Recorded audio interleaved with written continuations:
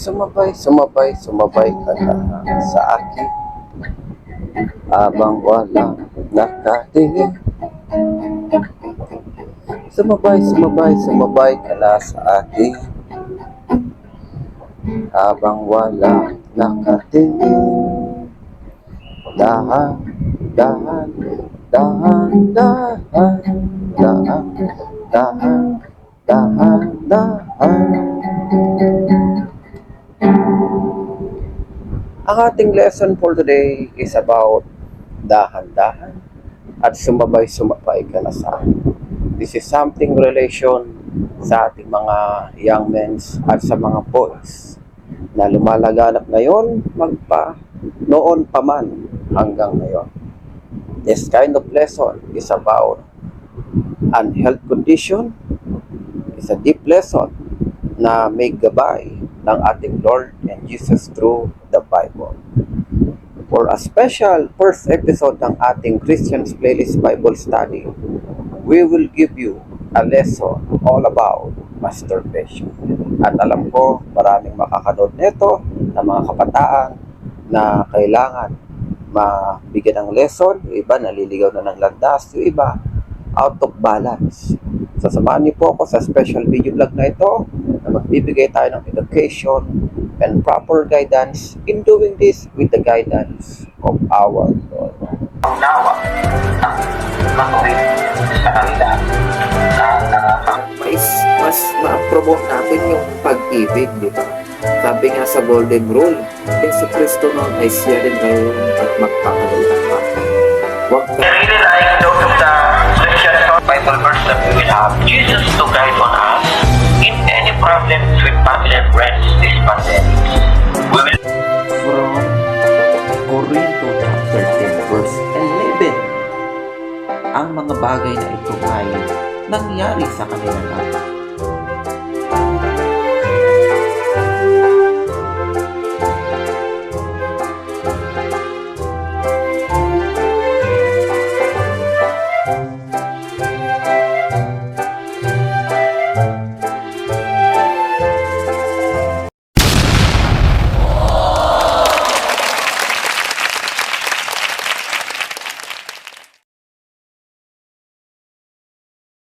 I was shocked and I was appalled by some of the elements of that. I'm already guaranteeing hindi pa napasa ito.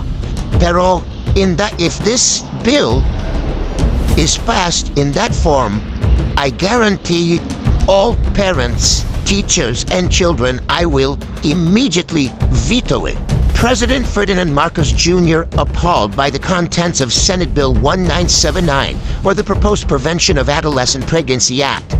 Calling the bill ridiculous and abhorrent, Marcos Jr. says what the proposed bill will teach children is not just human anatomy. You will teach four-year-olds how to masturbate.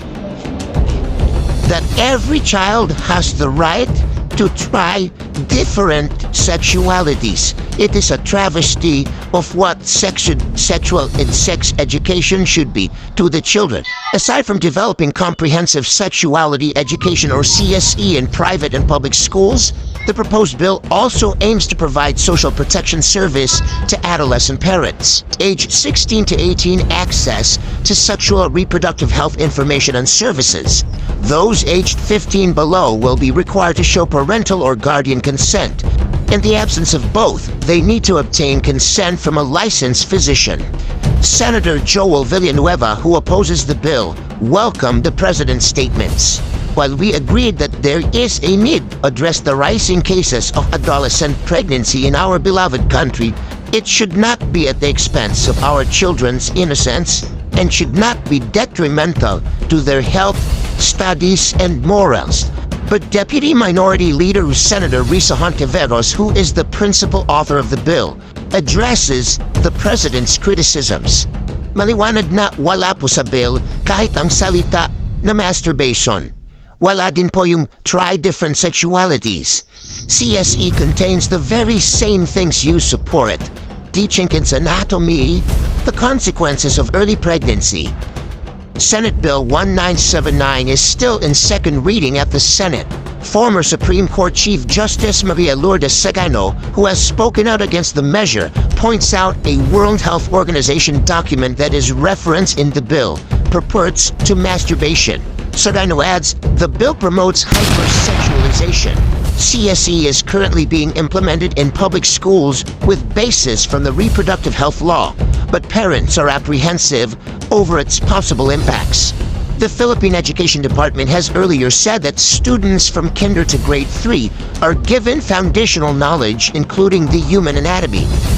Last week, the House Committee on Basic Education mulled the suspension of CSE's implementation, something which Education Secretary Sonny Angada said will be subject to review. Pag-usapan namin yan sa executive session namin bukas. Tama po si Chairman Roman na dapat i-review at tingnan yung nilalaman ng ating sex education na siguraduhin ang angkop sa edad na tinuturuan at angkop din sa ating kultura. The title of our vlog for today is Masama ba mag-masturbation? So this is something, a crucial presentation that we will do for our first Christian's Playlist Bible Study na ating matutunghayan. Nami-miss niyo ba na kahit ito man medyo nakakahiya aminin, lalo na sa ating mga boys, no? Ito yung moment na nagtatago pa tayo sa kwarto, nagtatago tayo sa mga kumot or rooms just to do that way na hindi natin alam ang ginagawa natin because we are young for that. And then, pag makita tayo ni mami o ni daddy o ni kapatid, boom, huli ka. Anong ginagawa mo? Sa topic natin is very connected para sa ating mga young men at sa ating mga young boys, teenager na nagbibinata, no? Kagaya ng ninong nyo. Wow. So, kasali pa ba ako dito sa ganitong topic? Well, yes, kasi it is to all of the men na kailangan nating malaman yung kahalagahan nito, lalo na wala tayo sa balanse o kulang tayo sa kaalaman for doing this kind of activity na hindi naman to basta-basta maglaro ka lang ng chairman mo. Yun na yun. No, hindi po doon natatapos ang usapan.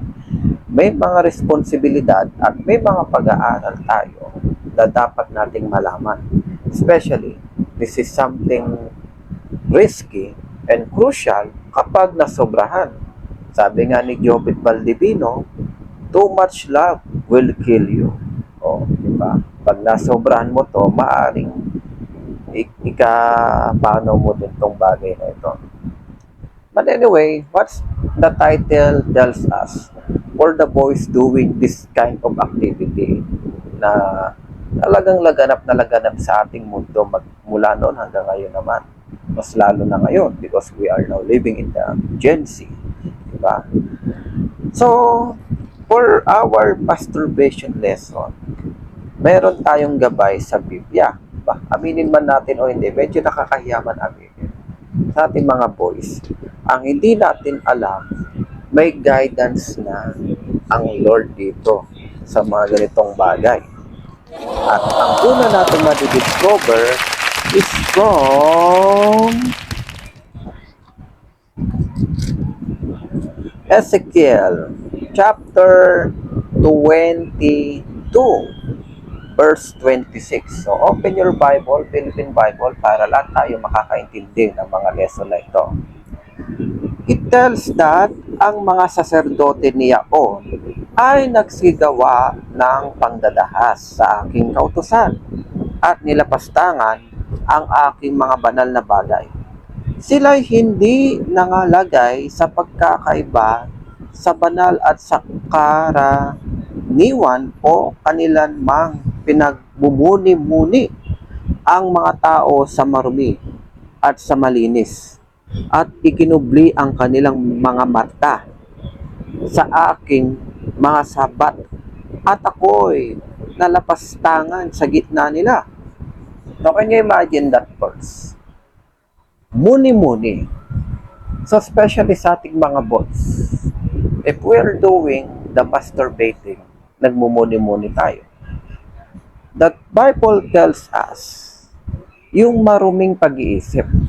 So dito na pumapasok yung mga GM o yung mga green-minded na kung minsan pag nile-lesson natin yung bagay na to, instead na i-lesson in proper, no? Napupunta sa kabastusan. Kaya nagiging bastos talaga siya. But when we are talking this kind of discussion, dahil private to hindi to basta-bastang pwedeng ibuga. Dahil medyo maselan to bro di ba? So dapat, when we are tackling this kind of lesson is through Bible and through doctors. Pwede rin through parent. Minsan ang parents natin, na mga daddies, medyo may mga yan, may mga GM style. Pero ano ka ba yung GM na yan? And this is something like a crucial thing na kapag ginagawa nyo yung ganyang gawa, sabihin na natin you're playing your chairman. Chairman na lang para hindi ganong bastos yung turn natin. You're playing your chairman while you are seeing girl or you're watching porn. You're watching ball. Diba? So masama pala yon at masama naman talaga yon. Dito po tayo naloloko. Lalong-lalo na what President BBM with Senator Risa and some of the senators na nilalabanan ngayon at gumagawa ng assessment is to fight yung mga early pregnancy. Kasi yan din ang natin, ang ating problem. Maraming mga kabataan, age 10, pinakamalala, 10, 12, 15, dati 18, 19, ngayon 15, 13 may baby na. Because of lesson na hindi ganun kaayos, like magle-lesson ka about masturbating Ang sasabi mo ay pangpatangkad yan, ay pangpaganda, ay pangpaano yan. Bagay sa chicks yan. Di ba? Ano maiisip ngayon ng lalaki? Lalo na yung iba sa atin may mga jowa at a young age. So what the Bible said is pagmumuni-muni ng marumi at sa malinis. When you're doing that way, isipin mo na ng sarili mo. Huwag ka namang damay ng iba, huwag mo isipin yung jowa mo o kung ano man. Minsan, ito rin yung nagiging cause ng B2B. Diba? Mga boy-to-boy lovers. You're thinking your jowa, your mapapasama pa yung pagmamasturbating mo niyan. Talagang masama talaga mag-masturbate kung ang iniisip mo hindi rin maganda. You do that in a healthy way and in a good way. Sabi nga sa Bible, pagmumuni-muni sa malinis at sa masama. Kung gusto mo yung masturbate mo makapasa through the Bible guidance, isipin mo na lang yung sarili mo na you are doing this for healthy lifestyle, for releasing stress, releasing chemical, releasing oil on your body kasi mga pinagkakain natin, mga fatty, mga toxic, ganoon.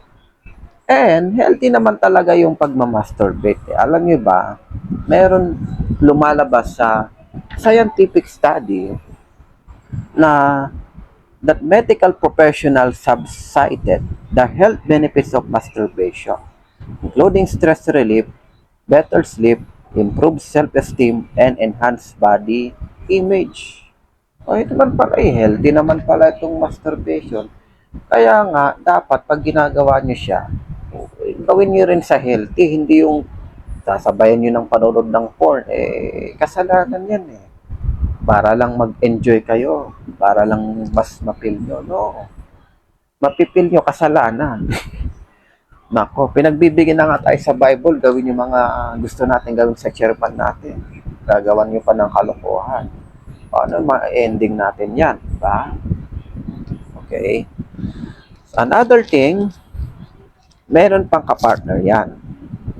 Dahil nga sa nabanggit ko kanina yung early pregnancy, sabi sa Ezekiel chapter 38 verse 20, na anupat ang isda sa dagat at ang mga ibon sa himpapawid at ang mga hayop sa parang ay lahat na nagsisiusad na bagay na nagsisiusad sa ibabaw ng lupa.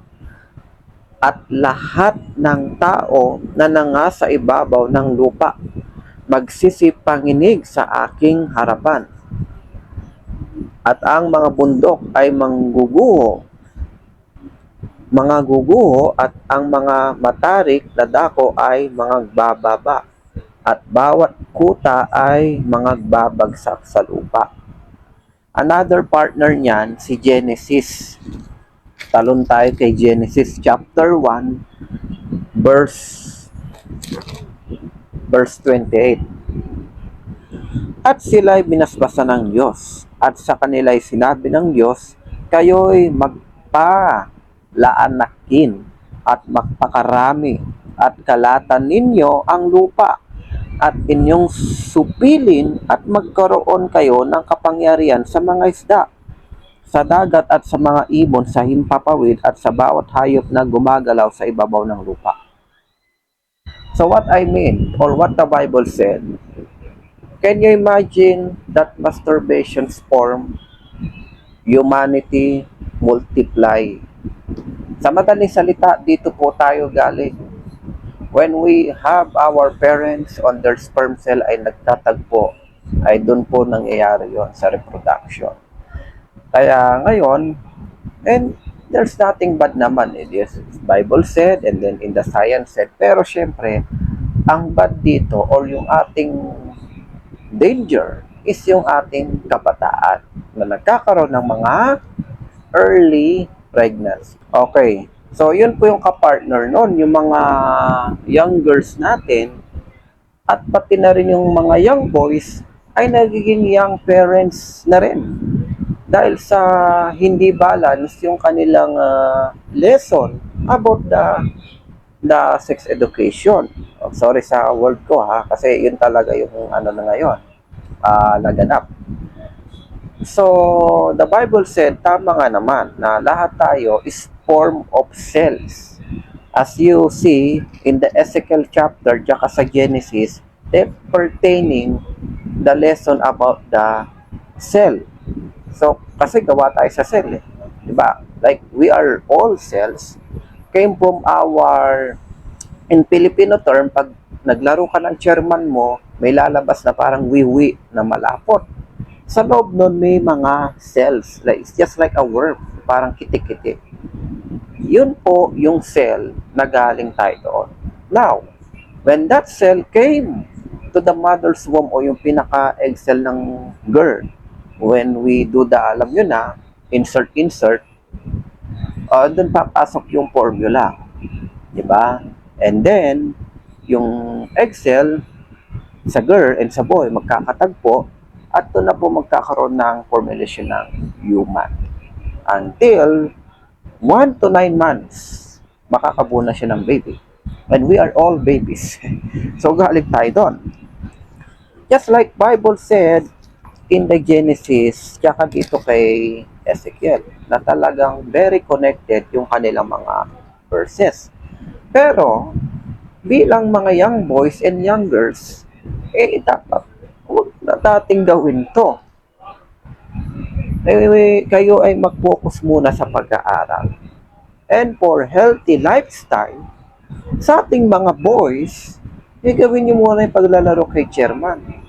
Huwag muna kayo mag-isip na, gusto ko may partner ako dito, gusto ko may baby na. No, napakalaking obligasyon yan. O, mag-enjoy ka ngayon, bukas kawawa ka. O, diba? Ang hirap nun. Oo, blessing na talaga ang magkaanak kasi gawa ng Lord ang anak or baby. But the obligation kailangan prepare tayo. Kumbaga, sasabak tayo sa gera, wala tayong bit-bit na armas. 2 bala lang ang dala natin. Ang kalaban natin, 1,000 pieces. Buti kung isa ka lang, pero ang bala mo, 1,000 pieces din, pwede kasi PJ. Lalabanan mo lahat. But no, we cannot hold this kind of responsibility kung hindi pa tayo ready. Kaya sa mga kuya, sa mga junior, no? Wag muna nating isipin yung family planning.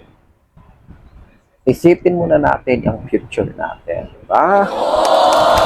So that's something connected sa ating lesson. sabi nga ni President BBM with the Senate, di ba? Kailangan talaga ma-lesson yung ating mga kabataan. Di ba? Kasi hindi na natin nakokontrol ang ating mundo because of the social media. Yung tipong sabi nga ni BBM, 4 years old pa lang marunong na maglaro ng chairman. In other words, marunong na mag-masturbate. Aba, denied pa tayo.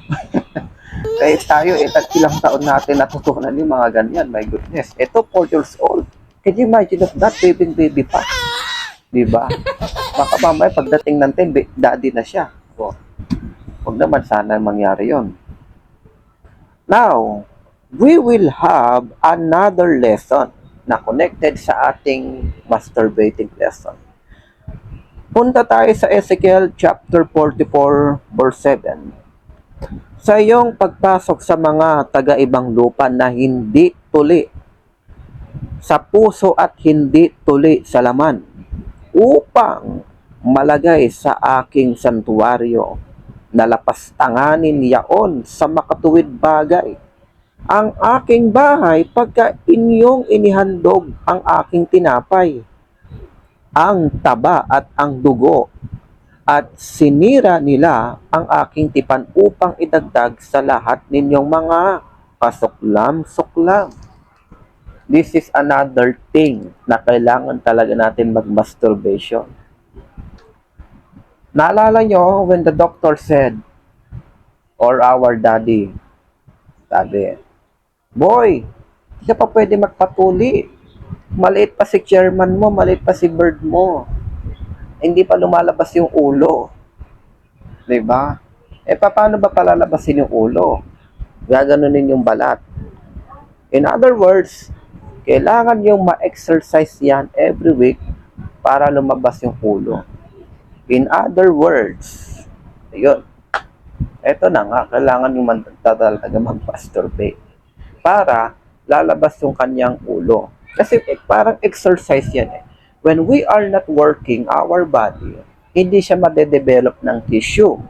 Now, if we are doing that, ito si chairman natin, yung ulo niya nandito, lagi tayo nang gaganon or doing play with our chairman, magkakaulo na siya at pwede na siyang matuli. So the Bible said din pala, my goodness, nahihiya pa tayo maggawa ng ganyan minsan. The main function of tuli is palabasin yung ulo. At kailangan din pala tuli ang mga boys. Kasi magiging smelly tayo o tayo'y maaasar na supot. O yung supot, nakasupot si chairman natin, nakabalat pa, hindi tayo makakabuo talaga niyan. O kung makabuo man tayo, magkakaroon ng diferensya yung ating mga junakis. So, this is something crucial and talagang pag pinag-usapan mo talaga to, minsan hindi ka talaga mapapigil. Pero you have to be patient na kailangan tong i-lesson through scientifical, biblical, and doctoral. Hindi natin pwedeng i-lesson to na sarili lang natin. Baka tayo maligaw. Mapangligaw pa tayo ng mga kaibigan natin. Diba? In proper way, ganito talaga ang kailangan gawin. Before matuli, tingnan nyo, tuli pa lang yan, di ba? Parang may something connection na sa masturbate. So, kailangan talaga, bago matuli ang boys, mag-ano muna, masturbate. You know, it has a three step and 3 action on how to do masturbation. Una, basically, when we reach the age of 8 to 10 plus, we are doing 2 true fingers. Ilalaro natin yung balat ni chairman. Doon kasi lumalabas yung ulo. Kasi nga, nagkakamasil, lumalaki siya. Another thing, pagka ikaw, ito na, nag-11, 12 na, para ma-improve yung system niya, lalabas talaga yung head, kailangan through hand. Sa Tagalog term, jackal. Diba? And then, third, pag ikaw 30 plus, 20 plus to 50 plus, may jowa ko, may partner ka na, alam mo na gagawin mo. Diba? Diba? You are connecting through each other para naman makabuo ng baby. Diba? So, yon. And another thing, eto, meron pa tayong lesson dito na mapag-aaralan. Dito naman kay Tito, sa ating mga Tito, ito, Bible verse from Tito, ang sulat ni Pablo, chapter 2, verse 11 to 12. Sabi, sapagkat napakita ang biyaya ng Diyos na may dalang kaligtasan sa lahat ng mga tao na nagtuturo sa atin upang pagtanggi natin sa kalikuan at sa mga kahalayan ng sanglibutan ay marapat mabuhay tayong may pagpipigil at matuwid at banal sa panahong kasalukuyan ng sanglibutang ito. Ito naman, partner to ng ating lesson kanina na huwag tayo magmuni-muni ng masama while doing masturbation. Especially ito yung nagiging way talaga para mapamasturbate yung iba at nagiging prone din ng kasalanan, lalo na yung mga B2B. Yung mga mahahalay na damit. When we are going to swimming, diba? Ang mga boys naka-brief. And then, if we are doing modeling, diba? Pinapakita natin ang buong katawan natin. So, dapat pala, hindi tayo ganun. We must wear good, lalo na kung nakikita ng media. Diba? At sabi nga kanina, huwag tayo magmuni-muni ng masama.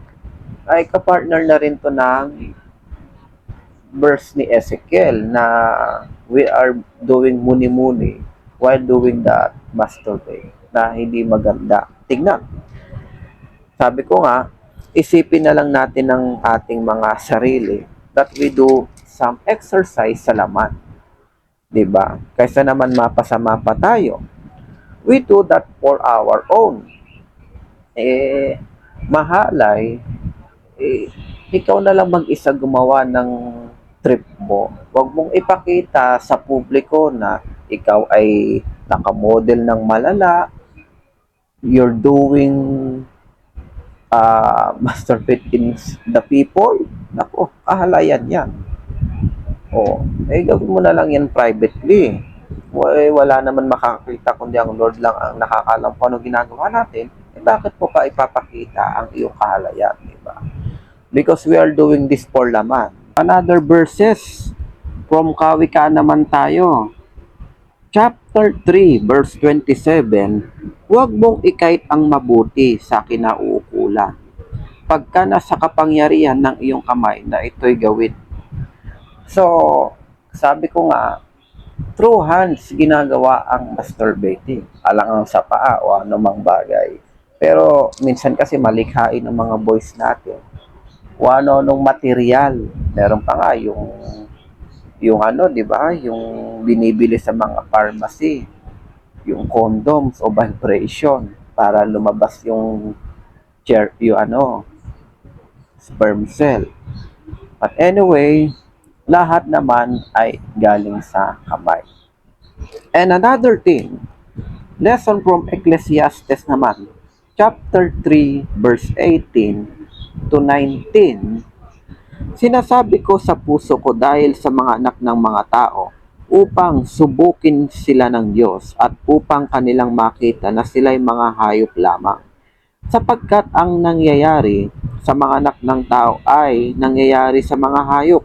Sa makatuwid bagay, ang isang bagay ang nangyari sa kanila kung paanong mamatay ang hayop, gayon mamamatay ang tao. Oo, silang lahat ay may isang hininga at ang tao ay wala ng karangalan higit sa hayop sapagkat lahat ay walang kabuluhan. So gaya ng sinabi ko, from the connection of Ezekiel and to Genesis, that we are all came from the cells. Diba? And another thing, the last but not the least lesson na ating madidiscover about masturbating, hindi, meron pa pala. Nasabi ko na si Tito, diba? O, last na nga to. Si Roma, may lesson din about sa masturbation. From chapter 8, verse 12, kaya nga mga kapatid, mga may utang tayo hindi sa laman, upang mabuhay ayon sa laman. Diba? We are all came from laman. What I mean? We are all came from our father and mother selves. Yun po yung laman na tinutukoy sa ating Bible. Kaya, when we are doing this kind of play sa ating private, we need to take care. Huwag tayong mag-GM.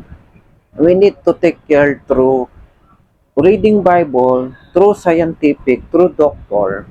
Hindi yung maniniwala tayo kung kanino kay Concio Pilato, na magiging kadiri pa tayo sa iba nating friends, sa iba nating pamilya, na ayoko na kay BFF, ayoko na kay jowa, ayoko na kay friend, ayoko na kay si Pogi, nag-aano pala yan, naglalaro pala ng ano yan. Pagdidirian pa tayo, no?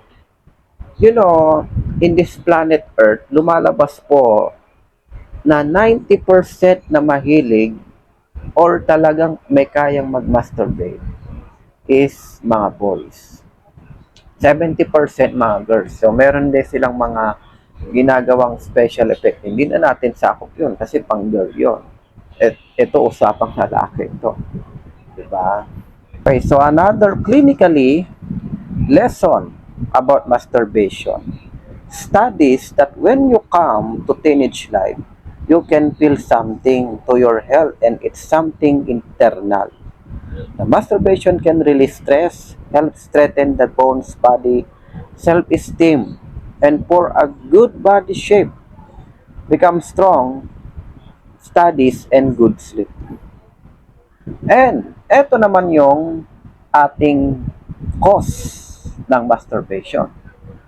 Pregnancy, blood pressure low, o pangpababa ng high blood, refresh, circumstances, sinasabi ko na sa inyo, sa tuli, physical, clinically check-ups, happiness in internal health pills. O, siyempre, sino ba hindi magiging happy? Kumbaga, naglabas ka ng toxic sa katawan nyo. It's just like the pupo. Diba? Successfully, pag nailabas mo si pupo, makakahinga ka na ng maayos, wala nang bigat sa inyong katawan. Same when doing masturbate. Diba? Happiness humans, love hormones. At ito naman yung bad cause. Died. Pag too much ka na, diba? May binalita sa Amerika, si Kuya Boy yung puging-pugi sa sarili. 40 times ata naglaro ng chairman niya. Ayun.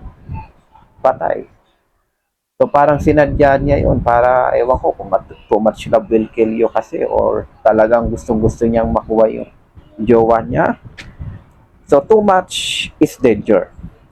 Rape, pedophile, adultery, or exchanging another partner.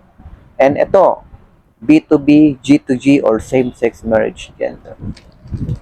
So, yun naman po, merong bad and good cause effect sa pagmamasturbation.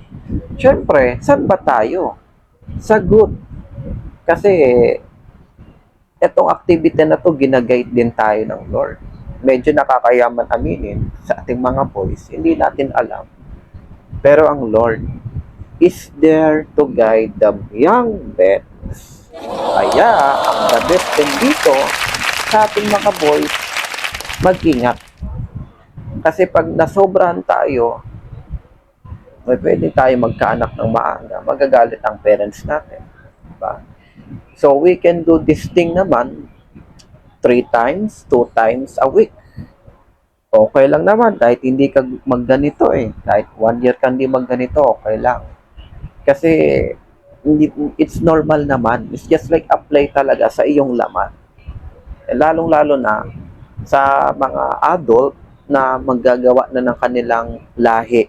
Diba? Yung mga talagang adult na talaga, 30 plus, 40 plus, 50 plus, minsan kahit 70 plus nagkakabuo pa. Diba? Nung panahon ng Bible, panahon ni Genesis, panahon ni Noah, 100 years, 200 years old, may anak pa. Saan ka nakakita nun, diba? Sana all. But, that's all. for our lesson. Naway may natutunan kayo. Naway mag-ingat tayo sa mga ganitong bagay. At lagi nating tatandaan na ang Lord ay gumagabay sa ating mga buhay, internal man or external. Lord is there guiding. Just read the Bible. Naway, may natutunan po kayo sa ating Christian Playlist Bible Studies. God bless all of you. At dito po tayo sa start po. Thank you, Lord. I just wanna thank you, Lord. Thank you, Lord. I just wanna thank you, Lord. Thank you, Lord. Maraming salamat po sa panonood ng ating Christian Playlist Bible Study. Naway, lagi lang po tayo mag-pray, magbasa ng mga talata ng Lord. Nang sa ganon, matutunan natin ang ating tunay na buhay at hindi po tayo maligaw ng landas. Maraming salamat po. Subscribe Ninong TV and watch this and spread nyo to sa lahat ng mga friends nyo. Kaysa porn, kaysa bold ang i-share nyo. Ito ang i-share nyo. Hindi kayo maluloko. Mas-save pa kayo. Magiging 100% legit pa ang lesson nyo sa masturbating.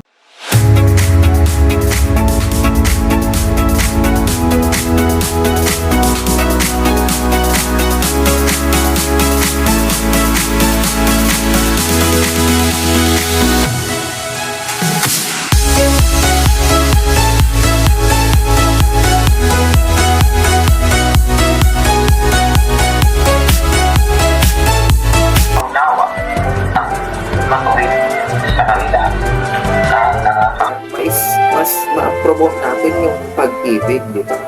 Sabi nga sa Golden Rule, Yesu Cristo noon ay siya din ngayon at magpakailanman.